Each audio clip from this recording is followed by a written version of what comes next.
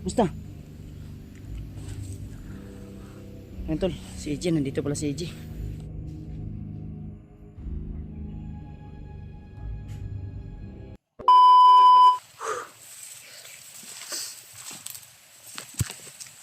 Isang mapagpalang umaga sa lahat mga tol.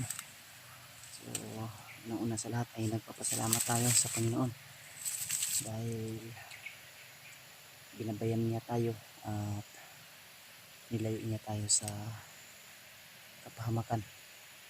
Kahit maraming mang kalaban ang nakaabang o nakaharang sa atin, ay patuloy pa rin tayo na nasa safety dahil sa tulong at gabay ng Panginoon tol, na laging nariyan sa atin. Kaya thank you so much talaga, lalo na sa mga sulit nating taga-subaybay na laging nagpre-pray sa atin, nagpre-pray sa akin at laging nagdasal. So thank you so much tol sa inyong walang sawang suporta at pagmamahal sa akin.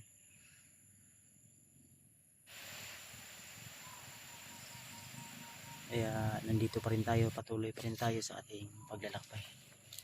So kanina may nakita akong hinabol, di ako sure kung si EG yun, pero sana ay kung isa man yung kalaban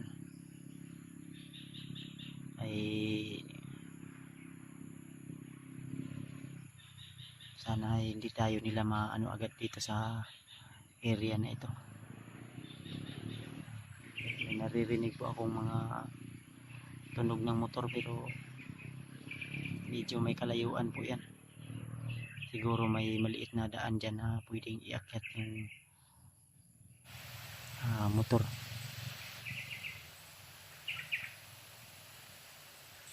Ang kutob ko baka si EG yun, yung tumakbo kanina, parang hinahabol yata yun dahil maraming nagro-robbing dito tol. Maraming mga bandido na nakita ko kanina, mga bandang alas 6 kasi ang oras ngayon dito tol ay 8 AM na po ng umaga. At yung kinain ko ay tinapay lang.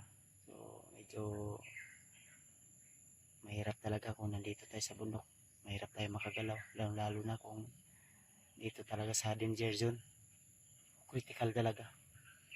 Kaya kailangan talaga natin mag-ingat, lalo na nag-iisa lang tayo. Pero kahit nag-iisa ko tol ay lumalaban pa rin at nilalakasan ko lang po yung mga pandinig ko, tinatalasan ko yung mga mata ko at lagi akong nakabantay sa aking bawat dinadaanan. Baka may mga bomba o landmine na nakatanim. So nakontak natin si EJ at ang sabi ko sa kanya ay maghihintay ako sa kanya. Siguro nasa malapit na yun. Kaya pero kutob ko kanina yung tumakbo na sumigaw ay si EJ talaga yun. Dito papunta kasi, kaya pupuntahan natin yan ngayon. Buti na lang yung mga nag-robing kanina ay di tayo nakita.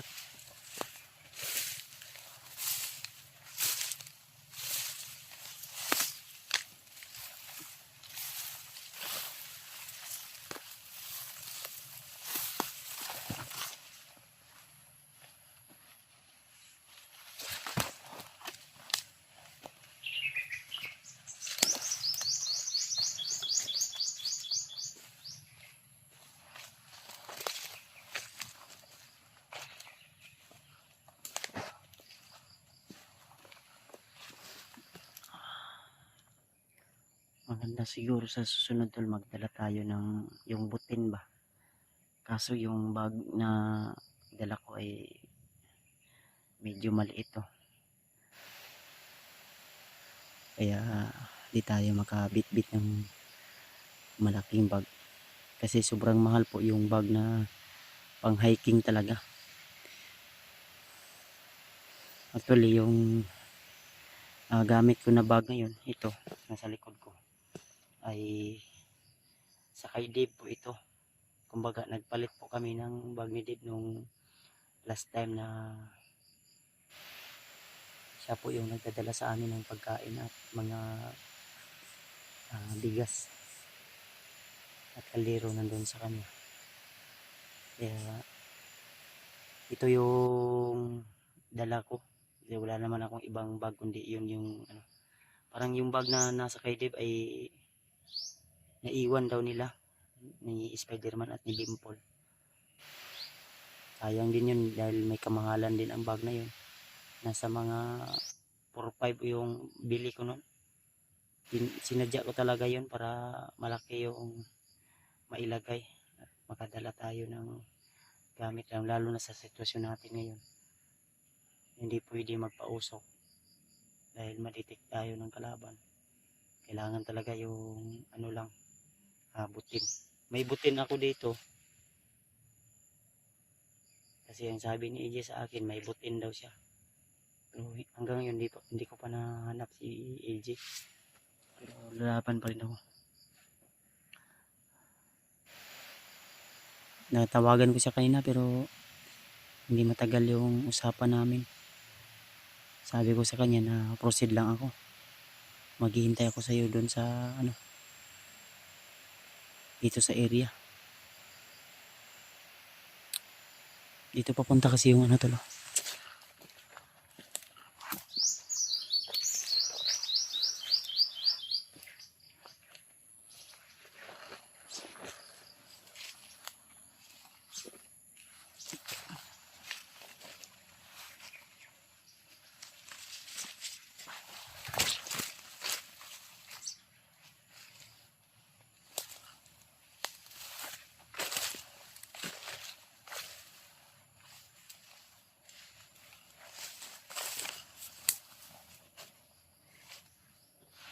Biglang nawala yung mga boses kanina.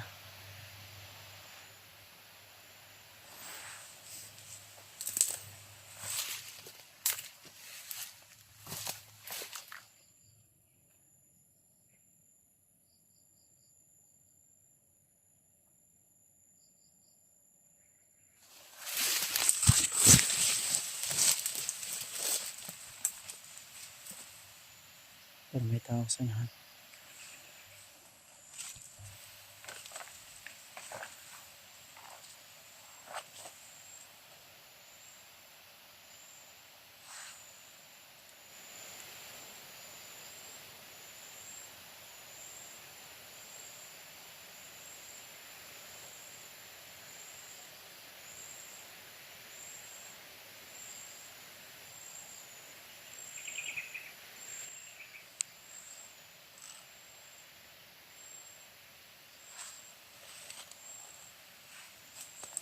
Barang kalaban to.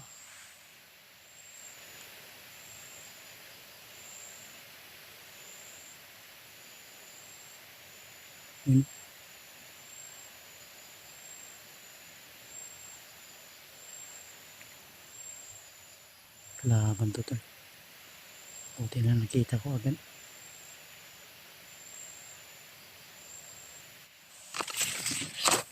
Kalaban to.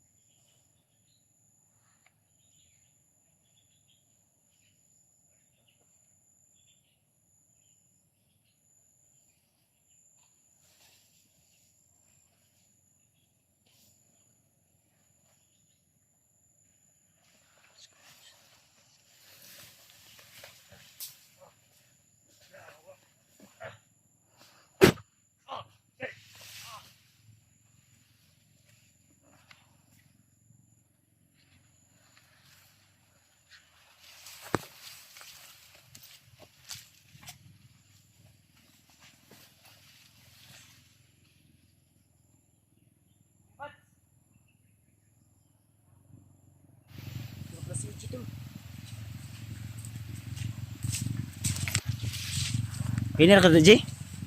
Ganyan ka dia? Ay mo ning kukul si mo. Ikaw lagi itong gikukod gina. Musta? Ayan tol, si EJ, nandito pala si EJ. Pinulit ko yung dasal natin Panginoon. Salamat. Ikaw lagi itong gikukod ganiha lagi. Sobrang dami nito. Ha? Sobrang dami nila. Oops. Pensa, may napansin ako dito kumalusonan. Kanina pa ako naghintay sa'yo dito ba? Sa area. Ikaw pala yung hinabol na kanina. Kaya nga, sabi ko dito ka pumunta eh. Dito ako na Tara, kita maglugay rin. Ayan tol, si EJ. Nakita na kami ni EJ tol. Kasi natawagan to sa kanina. Pero, napukol yung sandali lang. Parang may pumutol na mga kahoy dito ba? Siguro may gumagawa dito ng kampo. No? Ano? Parang bago pa. sila ngayong dahilan kaya bumabaha yung sa baba. Ay pinuputol nila yung mga puno dito sa bukid. May dala akong pagkain Jay pero kunti lang. Ang kinain ko ngayon, ano lang eh. Tinapay lang kasi.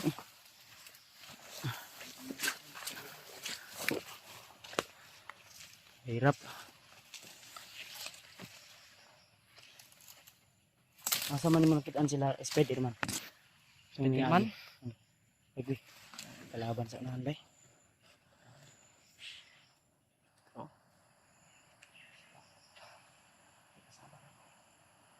Kalaban sa unahan mo, Ji. Open saja. Marami talaga to. Delikado ni bay. Agani sila.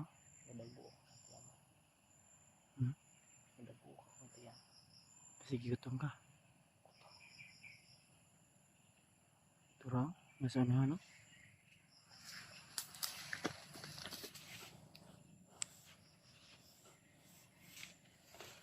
Di, ihatod ko dito asa to dapit si Spiderman ni mo nakita.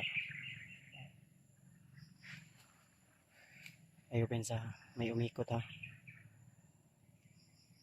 May umikot sa unahan tol.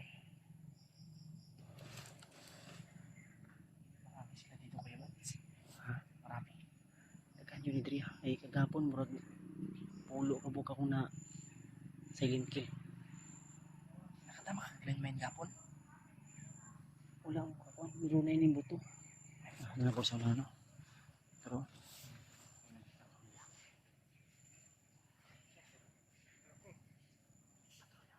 marami to. Pensa, lagyan ni sila rin.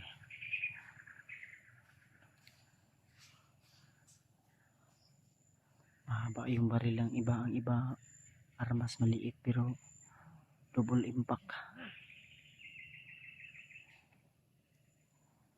Di, anindot ani Jay. Dalon ko ni mo asa kadapit sila Spiderman gi. Kuan siguro na puto sila to kuya Bats.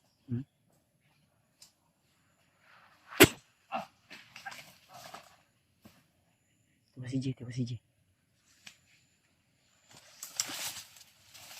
Lubagi liog, lubagi.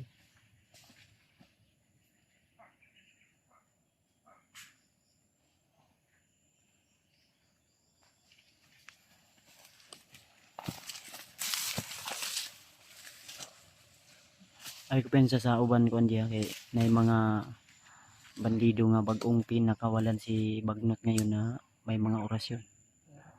Malakas kahit walang taling pula sa kanilang liig, may mga anting-anting sila na malalakas. Sumakit nga yung ulo ko kahapon. Oops, nanapin niya ba ito? Ito.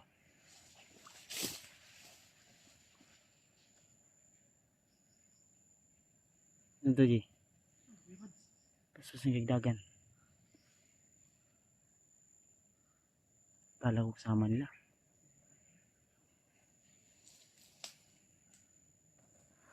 Sino kayo?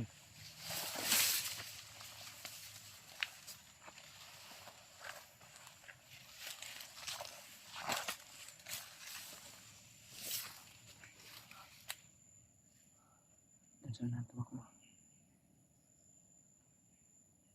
Super bilis.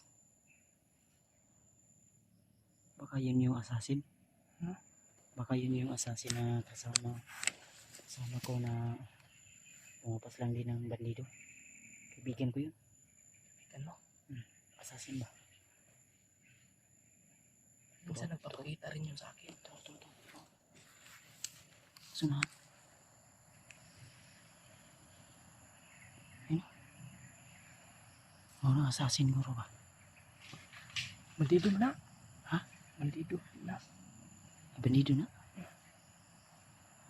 Asa mo itong dagan day? Tayo sa sunalangin eh. Kasalasan.